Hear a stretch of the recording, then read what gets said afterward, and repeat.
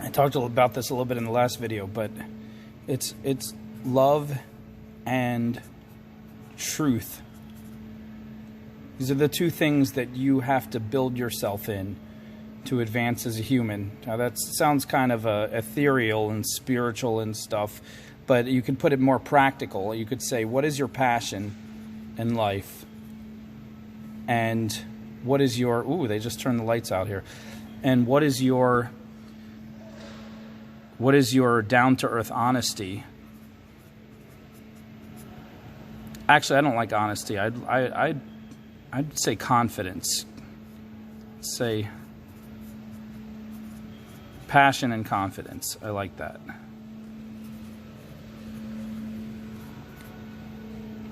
So basically, this is your goal. This is why you do everything. This is how you do everything. Like, let's go back to love and truth. This is what you love, what you live for. This is what gets you up in the morning, what excites you. This is how you get to that thing that excites you. This is, in the beginning, you want to get married. This is, what do you love? Finding that person you love. This is believing that you can win them over. Believing that you can build a life with them. With your career, this is finding what you love, being able to do it, overcoming all the fear that you can't do it, or all the hang-ups, or all the things in your way. With everything in life, this is finding how much do you love your family, how much can you take care of your family. It's back and forth, and everybody has a certain level of both. Very, very immature people have a low level of both. Now, someone with a low level of love, but a lot of confidence will be, let's see if I can draw this right. Someone with low level of love, but a high level of confidence is going to be a jerk. Because they can do a lot of stuff, they believe in themselves, they can make things happen, they probably find a job where they're very well paid, but they don't have empathy for other people, and they are not living out their life in love, and so they're gonna be a jerk. Worse than a jerk. Some words that I probably don't want to put on here, but they're gonna be a net negative to humanity and to the people around them. Bad person. The other imbalance is you have a ton of love, very little confidence, right? That person is going to be a dreamer, and they're going to be a flaky whiner, because they know what they want so bad, and they have so much emotion for it, but they don't believe in themselves. They're so unable to barely get out of bed that they just go around whining that they want all these things, but they can't make it happen. Now, the crazy thing is these two often end up together, and this one becomes the abuser of that one, because this one sees all the love that this person has and sees the imbalance. This person needs love. Nobody likes the jerk. Nobody loves them, so they need to find someone who will love them. Here's someone with all this love to give, but they don't believe in themselves, and they need the confidence that the jerk has. And so it's the typical good girl, bad guy, a bad boy scenario, or the abusive relationship. It doesn't have to be male female or female male. It could be either way. It could be. It doesn't even have to be a romantic relationship. It could be a boss and an employee. It could go any possible way. It doesn't even have to be a higher authority over lower authority. It could be a kid abusing their parent. Like, it could be anything. But you want to keep these guys in balance, and so when you get stronger at one, then you want to start working on the other. Now, you don't want to have them perfect, because nothing in life is perfect. But basically, you want to build your confidence, And if you believe in religious things, you'll see this tale woven through all of that. And you'll find it comes down to love and truth, or truth and mercy. Like, the truth is you have to hold people accountable for what they do. So if somebody breaks the law, you have to punish them. But then mercy says none of us are perfect. So if this person broke the law, but they're trying to become a better person, we're not going to throw the book at them and condemn them, because none of us are perfect. So we might give them early parole. We might give them a lesser sentence, or, you know, it's truth and mercy. This is how you might see it written in some religious texts. You have to be honest. You can't fudge the truth. What's black and white is black and white. 1 + 1 is 2. You can't lie and say it's 3 to keep from offending people's feelings. You have to have the truth.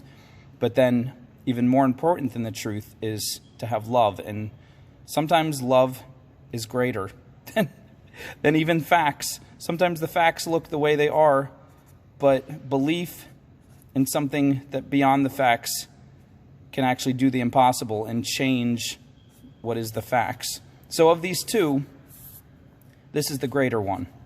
And I suspect we all know that, because if you look at this model, sure, dreamy, flaky whiner people can be really annoying, but we don't put them in the bad category as much as the total jerk, the mean, nasty person who is just taking advantage of everyone.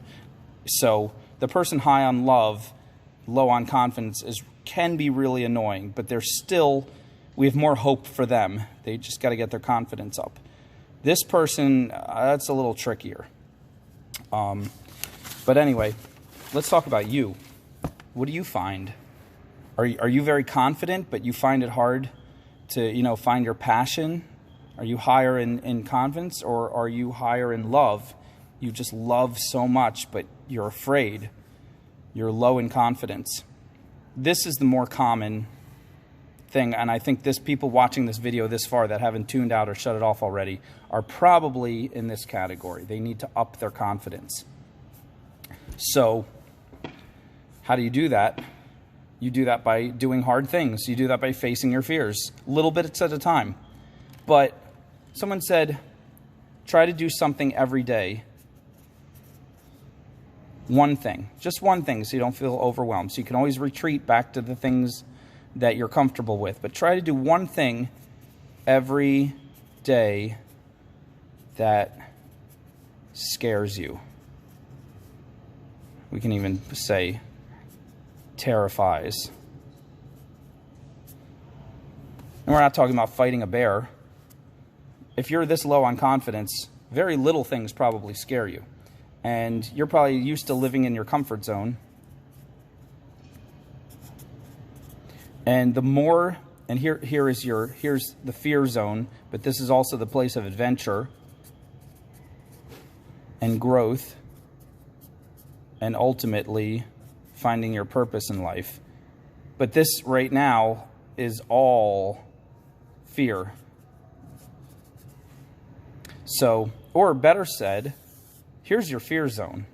Fear zone's right in the middle. You got to get through the fear to get to the other side.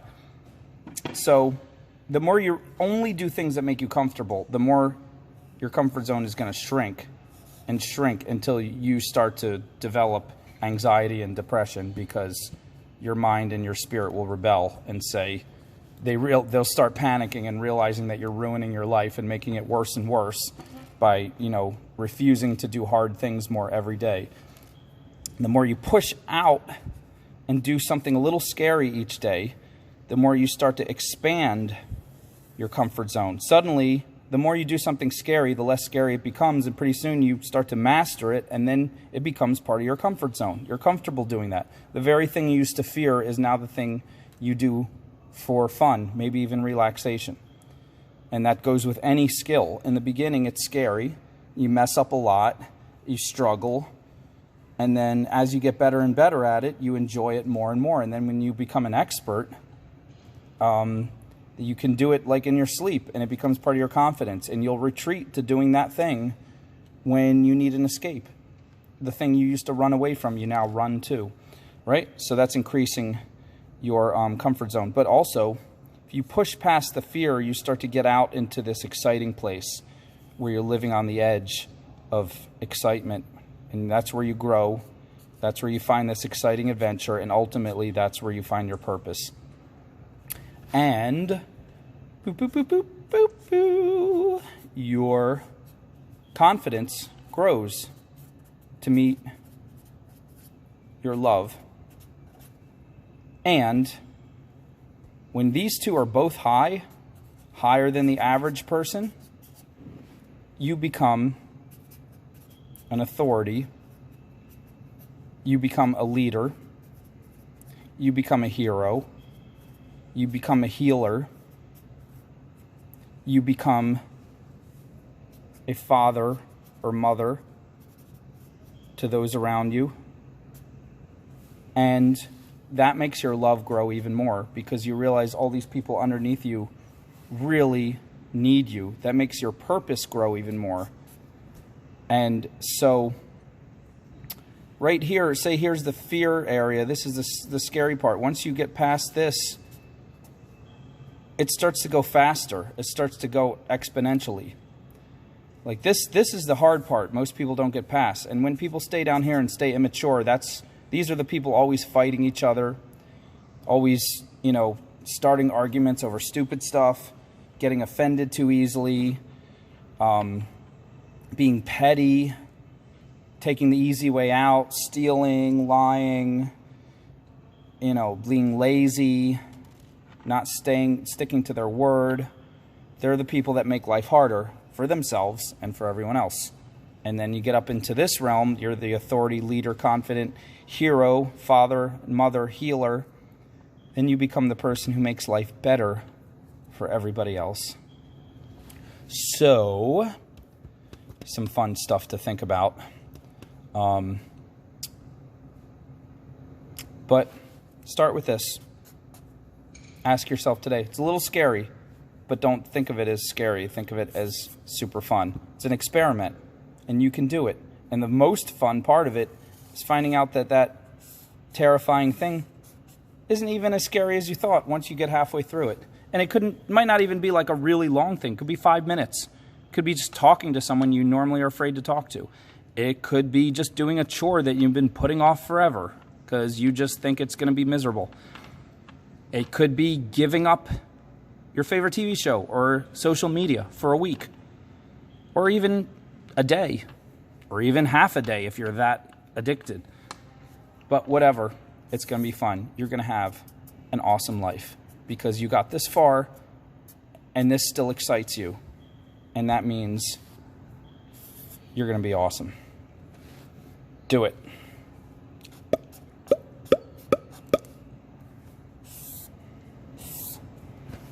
See ya.